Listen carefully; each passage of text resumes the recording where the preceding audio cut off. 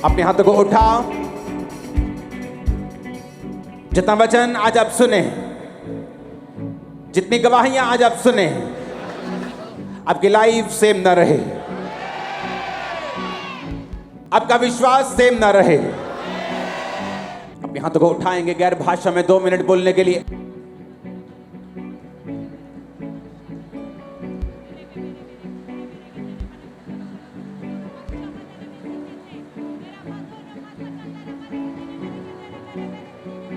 प्रभु यीशु मसीह के सामर्थ्य नाम में हम मांगते हैं। एक सलाह मैं आपको देना चाहता हूं। उसने आपको चुना और बुलाया आप बढ़ने के लिए, एक सर्टेन लेवल की ऊंचाई हासिल करने के लिए। लेकिन वो यूसुफ को प्रधानमंत्री नहीं बना सकता था। अपने माता पिता के लाडले को, एक लाडले बच्चे को इतनी बड़ी पोजीशन नहीं दी जा सकती जब तक उसको परीक्षाओं से होकर उसने नहीं गुजारा। परमेश्वर ने आपको ब्लेस होने के लिए, उसने आपको ऊंचा होने के लिए, उसने आपको बरकत देने के लिए बुलाया है। लेकिन वो बरकत कैसे मिलती है? जब परमेश्वर ने आदम को बनाया तो परमेश्वर ने उसको अपनी सहभागिता में रहने के लिए बनाया था। परमेश्वर ने उसे इसलिए बनाया कि वो परमेश्वर की उपस्थिति में आए, रोज बैठे, उससे बात करे, परमेश्वर से प्रार्थना करे, उसकी प्रेजेंस में रहे। लेकिन जब आदम ने गुनाह किया, बाइबल कहती है, और वो पाप में गिर गया, तो परमेश्वर ने उसे अदन की वाटिका से निकाल दिया और वो धरती पर किसानी करने लगा और धरती पर अपना पेट पालने लगा और 950 साल के करीब वो जिया। गिरने के बाद भी 950 साल जिया। इमेजिन करो अगर वो ना गिरता, वो कितने हजार साल के लिए बनाया गया था। सुनो मेरी बात। आदम का वंश चला आगे के आगे। आदम के बच्चे 900 साल, कोई 909 साल, कोई 907 साल, कोई 930 साल। हनोक का बेटा मतुशले सबसे ज्यादा जिया, 969-72 साल वो जिया। नूह के टाइम में आते आते जब इंसान पाप में फंस गया और सब लोग पाप करने लगे नूह के परिवार को छोड़ के, तो परमेश्वर ने एक संकल्प लिया। परमेश्वर ने कहा, मैं इंसान से सदा बहस नहीं करूंगा, अब मैं इंसान की उम्र को 120 साल कर दूंगा। इमेजिन करो, आदम के टाइम पे हनोक, मतुशले, हाँ हनोक तो उठा लिया गया था जीवित, 969 साल, किडनी 969 साल चलती थी, हार्ट 969 साल, फेफड़े, पेट, डाइजेस्ट सिस्टम, ब्रेन, आंखें 969 साल चलती थी। गिरने के बाद भी, तब भी परमेश्वर की दया भी हटी नहीं थी पूरी तरह से। 969 साल किडनी लगातार काम करती थी। कोई स्कैनिंग मशीन नहीं थी कि उसमें पित्ते में से पत्थरी निकाल दे। सब कुछ अच्छा था। लेकिन जब इंसान पाप करता गया तो परमेश्वर ने कहा, अब मैं इसकी उम्र को 120 साल कर दूंगा। जब नूह के द्वारा फिर से पूरा जगत खत्म हो गया, पानी के द्वारा, बरसात के द्वारा परमेश्वर ने फिनिश कर दिया, उसके बाद की मैं आपको घटना बताता हूं। जब परमेश्वर ने अपने मन में सोचा या स्वर्गदूतों को बोला कि अब से इंसान जो होगा वो 120 साल जिएगा, तब से इंसान की उम्र जो थी वो कम होनी शुरू हुई। और कब कम हुई? बाइबल कहती है, शेम की वंशावली उत्पत्ति 11 उसकी 10 आयत। जल प्रलय के 2 वर्ष पश्चात जब शेम 100 साल का हुआ, उससे अर्पक्षद का जन्म हुआ, उसका एक बेटा हुआ। उसके जन्म के बाद शेम 500 साल तक जीवित रहा, उसके और भी बेटे बेटियां हुए। सबसे कम उम्र थी इसकी उसके बाद, आदम के बाद, कि 500 साल तक ये अब जीवित रहा, क्योंकि परमेश्वर बोल चुका था कि आदम जो है, बंदा जो है, मनुष्य जो है, वो 120 साल जिएगा। उसका अगला वंश, जब अर्पक्षद 35 का हुआ तो उसकी शादी हुई, शेला का जन्म हुआ। शेला के जन्म के बाद अर्पक्षद 403 वर्ष तक जीवित रहा, और कम हो गई। जो परमेश्वर ने बोला था वो कम होना शुरू हो गया। जब शेला 30 वर्ष का हुआ, उसके द्वारा अबेर का जन्म हुआ। अबेर के जन्म के पश्चात शेला 403 वर्ष तक, और कम हो गई। अबेर जब 40 का हुआ, उसके द्वारा पलेग का जन्म हुआ। पलेग के जन्म के बाद अबेस 430 वर्ष तक। जब पलेग 30 का हुआ, रू का जन्म हुआ। रू के जन्म के बाद वो 9 वर्ष तक जीवित रहा, कम होती गई उम्र। उसके द्वारा रू का जन्म हुआ। जब रू 32 साल का हुआ तो उसकी शादी हुई, सरूग का जन्म हुआ। सरूग के जन्म के पश्चात रू 207 वर्ष तक जीवित रहा। जब सरूग 30 वर्ष का हुआ तो नाहोर का जन्म हुआ। नाहोर के जन्म के पश्चात सरूग 200 वर्ष जीवित रहा। नाहोर 29 वर्ष का हुआ, उसके द्वारा तेरह का जन्म हुआ। तेरह के जन्म के पश्चात नूह 119 वर्ष जीवित रहा। 119 बच्चे के जन्म के बाद और 29 साल का यानी 148 साल का था, उसकी मृत्यु हो गई। आप जब पढ़ते जाएंगे आपको मालूम होगा कि किस तरह से जो परमेश्वर ने कहा था बाढ़ से पहले कि अब मनुष्य 120 साल तक जीवित रहेगा। और जब नूह अपने बेटे और बहुओं समेत गया और उसके बाद नूह के बेटों के बाद उम्र जो थी 500, 600 से 500, फिर 400, फिर 300, फिर 200, फिर 100, अब्राहम 175, फिर 120 तक जो परमेश्वर ने कहा था वो होना शुरू हुआ। कारण क्या था? कारण यह था कि इंसान समझ नहीं पाया कि परमेश्वर के साथ समय बिताने के लिए, उसके साथ पवित्रताई की जिंदगी बिताने के लिए मुझे चुना गया है। और अगर मैं ऐसा करूंगा तो परमेश्वर मुझे बढ़ाएंगे, अगर मैं ऐसा नहीं करूंगा तो वो मुझे घटाएंगे। परमेश्वर ने कहा, अब दाऊद अगर तू ये पाप ना करता, अगर तू हित्ती उरिया को तलवार से ना मारता, उसकी पत्नी को जबरदस्ती अपना ना करता, मैंने तुझे बहुत सी पत्नियां दी हैं, तुझे बहुत से लोग दिए हैं, पर अगर तू ये पाप के द्वारा ना करता तो मैं तुझे और भी बहुत कुछ देने वाला था। अब तूने जो ये कर्म किया है, अब मैं अपना मन जो है वो बदलता हूं, अब मैं तुझे और नहीं दूंगा, जितना है उतना ही तेरे पास रहेगा। आप बढ़ना चाहते हैं, वो कीजिए जो बाइबल कहती है। आप आगे जाना चाहते हैं, वो कीजिए जो वचन कहता है। बाइबल कहती है जब हम परमेश्वर के खिलाफ चलते हैं वो हमें कम करता है। अनाउंसमेंट नहीं हुई उस टाइम कि अब तुम्हारी उम्र 120 साल होगी। और इमेजिन करो उम्र कब कम होनी शुरू हुई? जब पॉपुलेशन सबसे कम थी, कोई इंडस्ट्री नहीं थी, कोई पोल्यूशन नहीं था, कोई गंदगी नहीं थी, सब तरफ हरियाली, पेड़ पौधे थे। लेकिन उसके बाद सिर्फ 5, 7, 8 बंदे जमीन पे थे और उनकी उम्र कम होनी शुरू हो गई। अच्छा खाने के बावजूद भी, नेचुरल लाइफ जीने के बाद भी, क्योंकि परमेश्वर ने कहा था इंसान की उम्र 120 साल की होगी।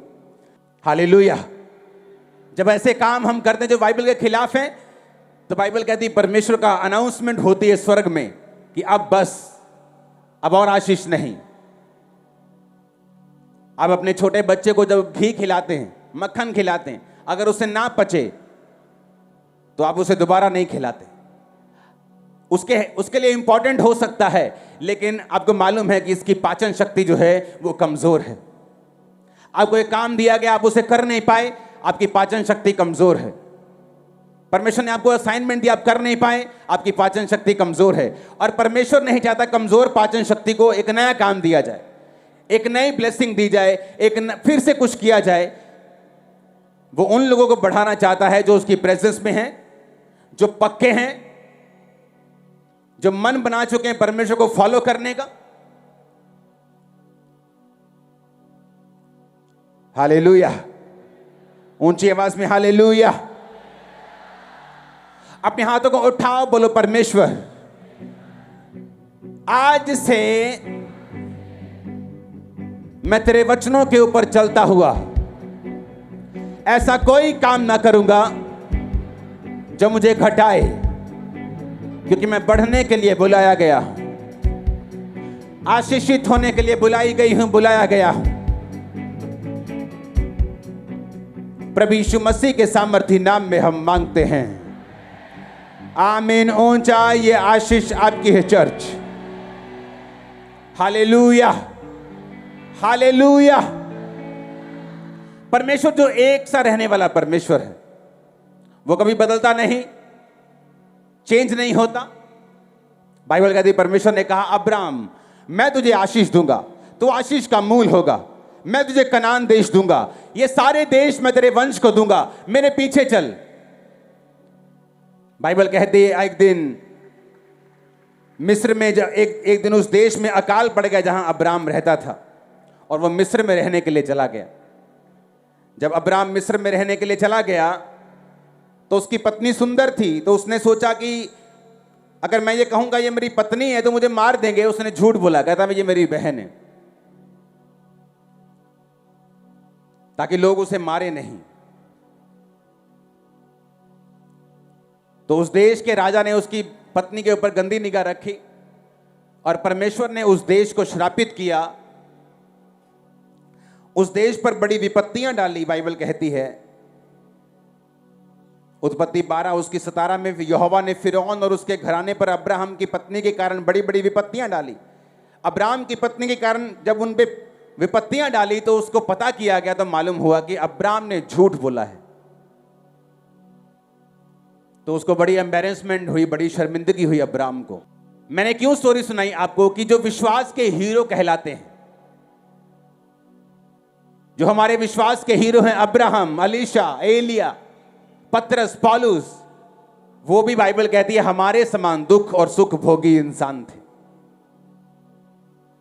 अब्राहम डर गया तो उसने झूठ बोला। फिर उसकी पत्नी ने कहा मेरी दासी के साथ तू पुत्र पैदा कर, उसने वो भी किया। और जब उसकी अपनी संतान नहीं हुई तो परमेश्वर ने फिर उसको कहा कि अब्राहम मेरी उपस्थिति में चलता जा और सिद्ध होता जा, क्योंकि तेरी लाइफ में अभी तक वो सिद्धता, वो परफेक्शन नहीं है। जब वो होगी तो मैं तुझे वही दूंगा, टॉप की ब्लेसिंग जिसके लिए तू बुलाया गया है। सुनो, एक आशीष मेरे जीवन में आई कि मैं नशों से आजाद हुआ, कुछ बीमारियों से आजाद होता गया। लेकिन एक आशीष ऐसी थी जिस पे मेरी लाइफ डिपेंड थी। कुछ चीजें ऐसी आपकी लाइफ में हैं जो बहुत टॉप की ब्लेसिंग्स हैं और आपको मालूम है उनके बिना आपका गुजारा नहीं होगा। लेकिन परमेश्वर ये चाहता है कि उस आशीष को लेने से पहले आपकी लाइफ में सिद्धता आए, संपूर्णता आए। बाइबल कहती है, अलीशा, एलिया कहते हैं, वचन में लिखा वो भी हमारे समान दुख सुख भोगी मनुष्य थे। याकूब कहता उनको भी डर लगता था। अब्राहम को डर लगा, उसने झूठ बोल दिया। लेकिन ये उसकी इम्परफेक्शन थी, ये उसकी गलती थी, ये उसका अधूरा विश्वास था और इसी कारण उसको अपना बच्चा अपना बेबी नहीं मिल रहा था। उसने भी समझा। कुछ गलतियां करके समझते हैं, कुछ ऐसी समझ जाते हैं।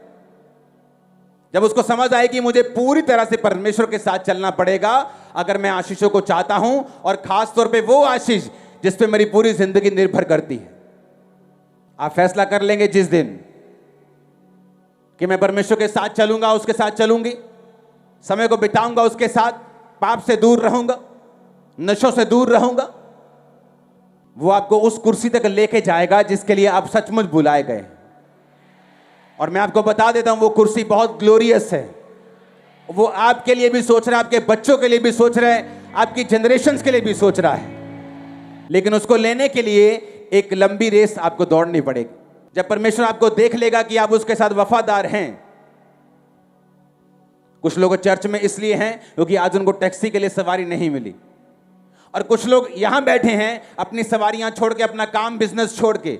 आप ये प्रूफ करते हैं कि आप परमेश्वर को प्रथम स्थान दे रहे हैं और वो भी आपको प्रथम स्थान देगा। आमीन।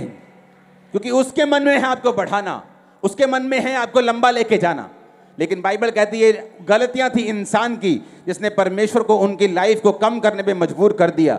और आज भी परमेश्वर लोगों की जिंदगी में कम करता है, वो ब्लेसिंग्स को कम करता है, शांति को, पीस को, आनंद को कम करता है, जब वो उनको परमेश्वर के दिए हुए स्टैंडर्ड्स पर चलता हुआ नहीं देखता है। इमेजिन करो 3 पीढ़ियों से क्रिश्चियनिटी एक घर में चलती आ रही है, लेकिन जब उनके घरों में शादियां होती हैं वही टूने, वही टोटके उनके घरों में किए जाते हैं। जो अन्य जातियां करती हैं वही वो करते हैं। जो डीजे लोगों के घर में बजते हैं उन्हीं के घर में बजाए जाते हैं। और परमेश्वर उनको देखता है कि मैंने तुम्हें ऐसा करने के लिए नहीं बुलाया, तुम अलग हो, तुम्हें अलग किया गया, तुम्हें स्पेशल तरीके से चुना गया, बुलाया गया, तुम मेरे दिखाने वाले हो, मेरी प्रेजेंस के कैरियर हो, लेके जाने वाले हो। तुम वैसे नहीं चल सकते जैसे लोग चलते हैं। और परमेश्वर ने कहा मैं तुम्हें अलग बनाऊंगा, तुम्हें अन्य जातियों से ब्लेस करूंगा, तुम उनका सिर ठहरोगे, पूंछ नहीं ठहरोगे, तुम आगे होगे। आमीन ऊंचे वाला चाहिए। Hallelujah, hallelujah. जब लोगों ने परमेश्वर यीशु मसीह के मैसेज को इनकार कर दिया तो बाइबल कहती है यरूशलेम में 70 एडी में, यीशु मसीह के जन्म के कुछ ही दशक बाद वहां पे एक अटैक हुआ, पूरा यरूशलेम बंदी बनाकर 36 लोगों को मार दिया गया। ये वही लोग थे जिन्होंने कहा था कि यीशु मसीह का लहू हमारे पर और हमारी संतानों पर हो। और पिलातुस ने कहा था मैं इस धर्मी के लहू से निर्दोष हूं, क्योंकि उसको मालूम था ये धर्मी है। जब हम वो करते हैं जो परमेश्वर ने करने के लिए बोला है, अब लोग पूछेंगे हम क्या करें? बाइबल कहती है यीशु मसीह जिसे पिता ने भेजा है उसका विश्वास करो कि उसे पिता ने भेजा, तुम्हारे लिए मारा गया और गाड़ा गया और तीसरे दिन मुर्दों में से जी उठा, उद्धार पाओगे तुम। उद्धार का मतलब हीलिंग भी है, डिलीवरेंस भी है, बरकत भी है, ताकत भी है।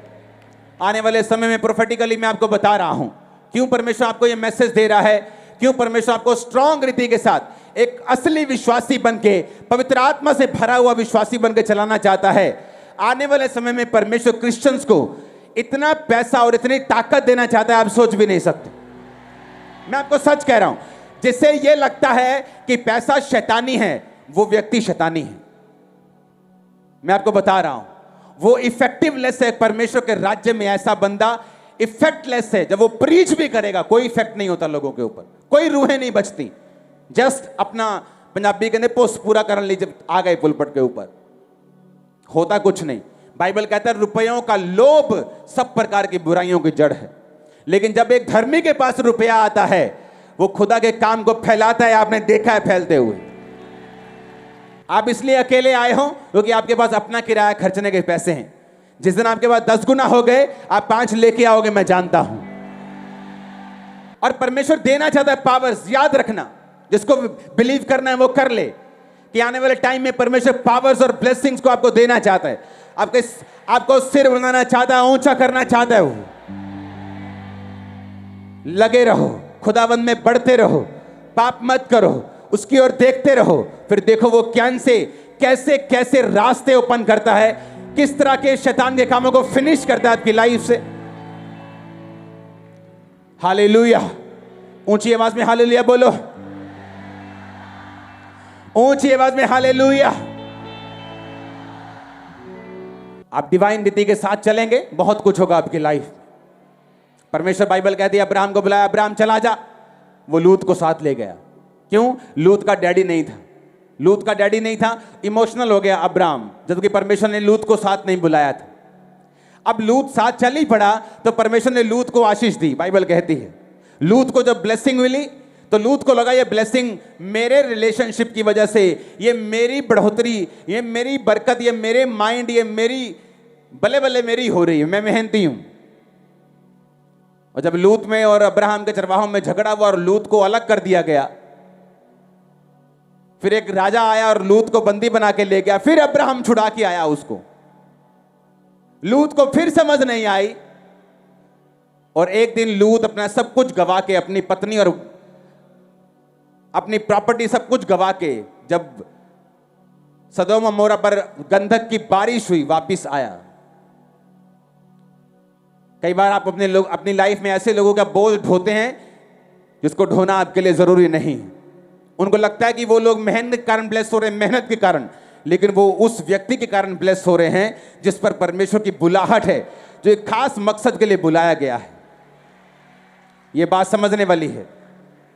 हर बंदा अपनी मेहनत से ब्लेस नहीं होता। लूत अपनी मेहनत से ब्लेस नहीं था। अगर था तो वो अपने आप को बचाता जब राजाओं ने अटैक किया, लेकिन उसको छुड़ाने गया अब्राहम। 318 शिक्षित, अपने परिवार में पैदा हुए शिक्षित लोगों के साथ, जो पूरी तलवार चलाने में शिक्षित थे, उनको साथ ले जाकर बड़े बड़े राजाओं को मार गिराया जो हजारों लाखों की सेनाएं रखते थे। क्योंकि वो कॉल था, वो बुलाया गया, खुदावंद के काम के लिए खास चुना गया था। हालेलुया। कई बार आपकी लाइफ में आप ऐसे लोगों को ढोते हैं अपने साथ जो खुदावंद नहीं चाहता आप ढोए।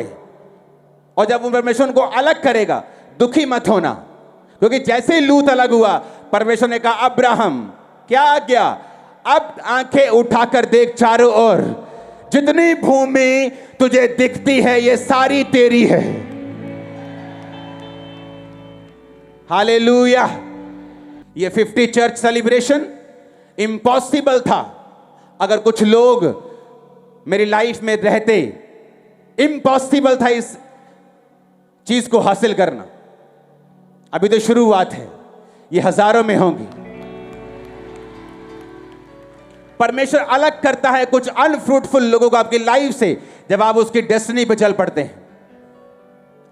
शोक मत मनाओ जब कोई जाए, आपका भार फिनिश हुआ है फालतू। आप दुनिया की तरह नहीं चल सकते। आप एक खास मकसद के लिए चुने गए हैं, बुलाए गए हैं। परमेश्वर के साथ चलते रहो, तुम बड़े पहाड़ों को तोड़ दोगे, तुम बड़े बड़े कार्य करोगे। लोग तुम्हारी गवाही को सुनने के लिए तुम्हारे महलों से आएंगे। तुम्हारे रिश्तेदार तुम्हारी गवाही को इंटरनेट पे सुनेंगे यीशु के नाम में। लोग तुम्हारी हीलिंग को देख के हैरान होंगे इन जीसस ने।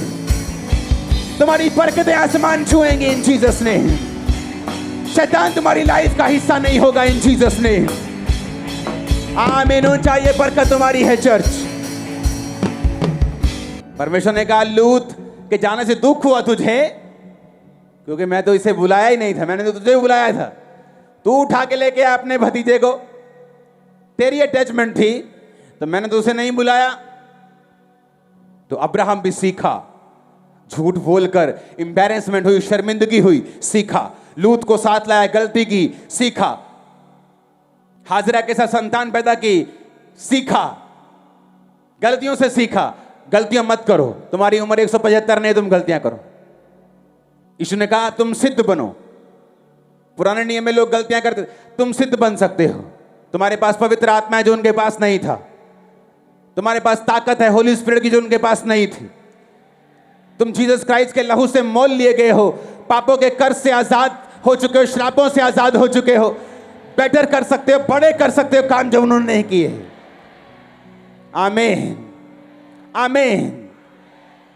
अब परमेश्वर कहता है अब्राहम तू सिद्ध चलेगा ना, तो मैं तुझे वही दूंगा जो एक खास आशीष है। जब तक तू सिद्ध नहीं चलेगा, मैं दे नहीं पाऊंगा तुझको वो ब्लेसिंग। आपको मालूम है रात को प्रार्थना करनी, आप नहीं कर पाते। आपको मालूम है सुबह बिना प्रेयर के काम शुरू करने का मतलब है 75% सिर दर्द और 25% फ्रूट। बिना प्रेयर के ऐसे ही उठे, मुंह उठाया और काम पे चले गए, चाहे वो मिनिस्ट्री क्यों ना हो। और जो सुबह घुटनों पे शुरू होगी और थैंक यू जीसस से शुरू होगी, आप 25% काम करेंगे, 100% रिजल्ट आएगा। आप कॉपी लगा लो, एक दिन आप बिना प्रार्थनाओं के काम करने के रिजल्ट एंड में नोट करो, पूरे दिन में आपने क्या निकाला। और एक दिन जब प्रेयर करके आपने शुरुआत की, आप देखेंगे कि कम सिरदर्दी हुई, ना के बराबर हुई, और रिजल्ट बड़ा तगड़ा आया उस दिन आपकी लाइफ। परमेश्वर आपको सिखाता है आत्मा के अनुसार चलो, और इससे क्या होगा। आमीन। दो तरह की स्टोरीज होती है लाइफ में। एक जिसको हम बोलते हैं ओ देख कैसे परमेश्वर ने उसे बढ़ाया और ऊंचा किया और ब्लेस किया, मुझे उसके जैसा बनना। एक होता है ओ देखो क्या था क्या हो गया। मुहावरे में बात करूंगा, एक ध्यान से समझना। दो दोस्त थे, ऑलमोस्ट सेम पैशन से खुदावन को फॉलो करते थे, ऑलमोस्ट सेम। दोनों को वचन का ज्ञान था, दोनों ने परमेश्वर में शुरुआत की, दोनों ने बपतिस्मा लिया। दोनों की फैमिलीज विरोध करती थी। एक की फैमिली ने कहा तेरी शादी नहीं करेंगे, तुझे बिजनेस में से हिस्सा नहीं देंगे, तुझे प्रॉपर्टी नहीं देंगे। वापिस चला गया वो। दूसरा दोस्त देख रहा था, अच्छा उसकी शादी हो गई है, दुकान मिल गई है, मजे ले रहा है लाइफ के, यहां घूम रहा है, फिर रहा है, कि हमें गलती तो नहीं कर रहा हूं परमेश्वर को फॉलो करके, मेरी फैमिली मेरे खिलाफ है, लोग खिलाफ है, दोस्तों से मिल नहीं पाता हूं, प्रेयर सारा दिन, फास्टिंग, प्रेयर, विरोध, ये वो क्या चल रहा है मेरी लाइफ में। जो फैमिली विरोध करती थी उसकी, वो मर गई जवानी में ही। माँ बाप, भाई भी, मैरिज भी जीरो हो गई, बिजनेस भी आधा रह गया, लाइफ फेलियर बन गई। और जो दूसरा था वो जबरदस्त नंबर लेके पास भी हुआ, और हालेलुया, उसका आज सारा कुछ सेट है। दूसरे वाला उसे देखता है तो सोचता है कि मैंने गलती की, पर उसमें टाइम लगा, 15 साल, 16 साल। आज वो उस लाइफ को वापस नहीं लेके आ सकता, कुछ भी कर ले। हां, अब अगर सुधर जाए तो आगे कुछ बन सकता है। आपको फैसला लेना है, आप परमेश्वर के साथ चलेंगे, परीक्षाओं में भी आप डरेंगे नहीं, गलतियां नहीं करेंगे और आगे बढ़ेंगे। आप सेव नहीं हो, यीशु के नाम में आज। हमारे YouTube चैनल को सब्सक्राइब करें ताकि आप परमेश्वर के गहरे वेदों को जान सकें कि कैसे आप परमेश्वर में बढ़ सकते हैं, कैसे आप दुष्ट आत्माओं से, नशों से, बीमारियों से और वंशों के श्रापों से आजाद हो सकते हैं।